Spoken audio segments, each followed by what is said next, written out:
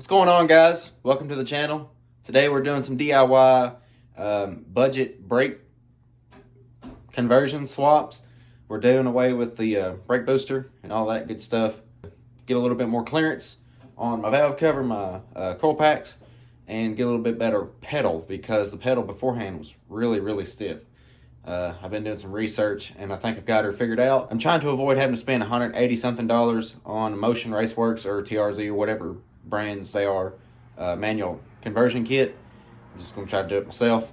Here's the journey of attempting to get this brake booster off, and hopefully you learned something. Quick disclaimer, if you followed me for a while, then you know I'm not a professional.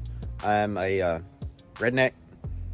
We're kind of rednecking it right now, but it's fine because it'll eventually get fixed the right way. I just need everything mocked up so I can check and make sure everything is going to work properly and properly. Yeah. So the goal is to get rid of the brake booster and not have to spend a bunch of money ordering a master cylinder conversion manual brake swap from Motion.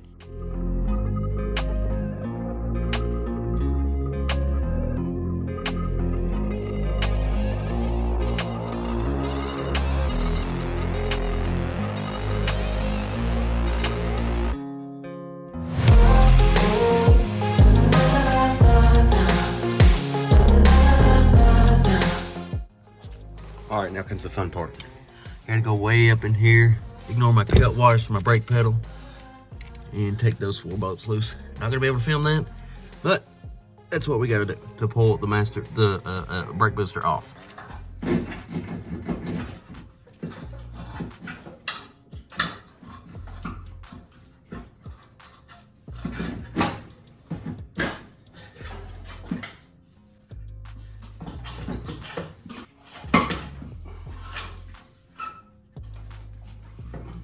No idea if you can see anything that I'm doing, but my phone is resting on my forehead. I'm fighting to get this little clip off of the brake pedal. I thought, oh, almost got it. Nope. This has been a little pain in my butt.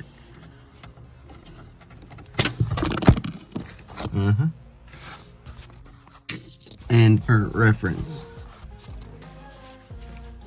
I'm upside down.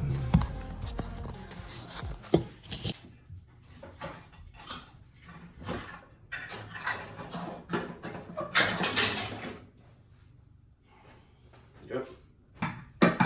Now I'm really confused. This isn't going as smoothly as I had planned. The rod is stuck in there and I'm trying to get it out, but I've got like a brake chamber at work on trucks. I feel like this thing is going to explode. So maybe it'll be on video if it does that.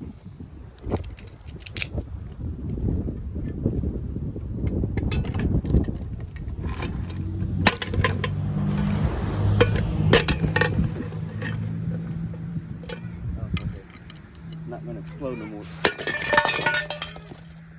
Huh? Okay, so we've got a bunch of parts, and I don't think any of them are what I was expecting. I was expecting this to come out, but it didn't. So now I gotta figure out what to do. I had a little bit of an explosion as I was taking this apart. So this, everything that's in a master's or a whatever you want, booster, it looks like a giant speaker. All that weighed about 10 pounds. Okay, so I pulled the driver's side seat out so I could actually get moved around because, you know, I have this one here. And it weighs a whopping 60 pounds. That is a lot of weight that I was not expecting to have. All right. Picked up new master cylinder. It's for like a Dodge or something. My paint job didn't hold very good because it's a little cold out here.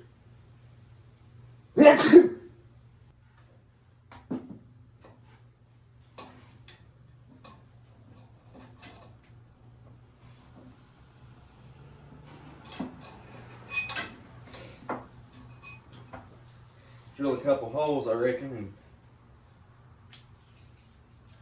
take that proportion valve off.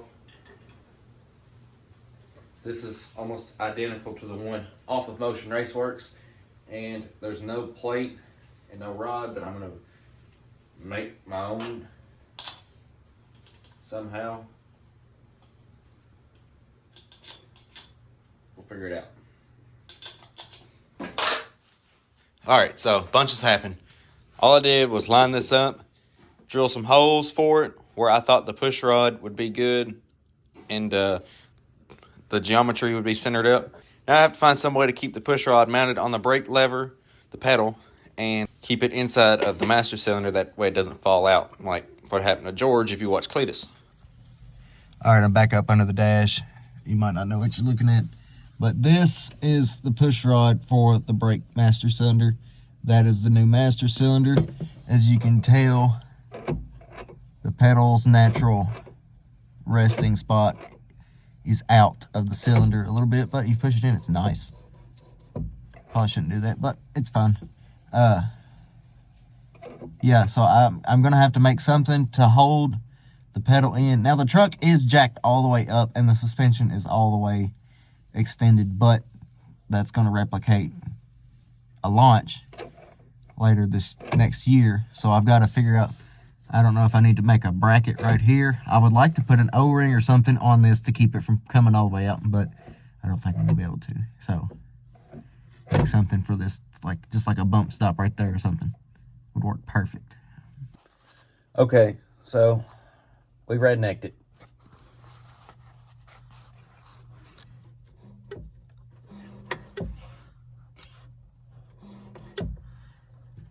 Like, perfect. It's a pretty strong piece of metal too. So I don't think naturally that'll be able to pop out of there. So now I gotta put a retainer on there, and then that will have this section pretty much mocked up. And this is all temporary too. Might not leave it like this. Who knows? Okay, before anybody asks, you have to really pull back on that. So if you're on the pedal,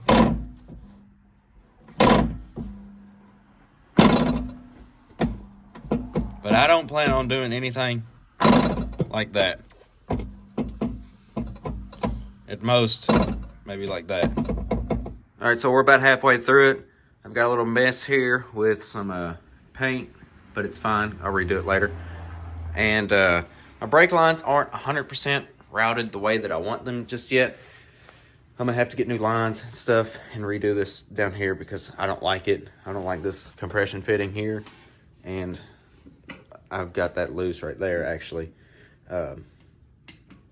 Probably gonna get a wheel wood proportioning valve because I don't like the way that one looks, and I want one that actually works really good. But this is off of a 1991 Dodge D150 pickup truck. It came from O'Reilly's for like $52. So I'm at a standstill until I figure out something to do with my brakes. I'm thinking a wheel wood proportioning valve or something different than this. I don't think this is gonna work. I can't seem to get this one threaded on there, but that's what it looks like. Looks a lot better. I think it's gonna work perfect once we get a new proportion and valve on there. It's really cleaned up this engine bay and gave me a significant amount more room. Very happy with it. That's gonna be all for this episode. Thank you guys for watching, and we'll see you.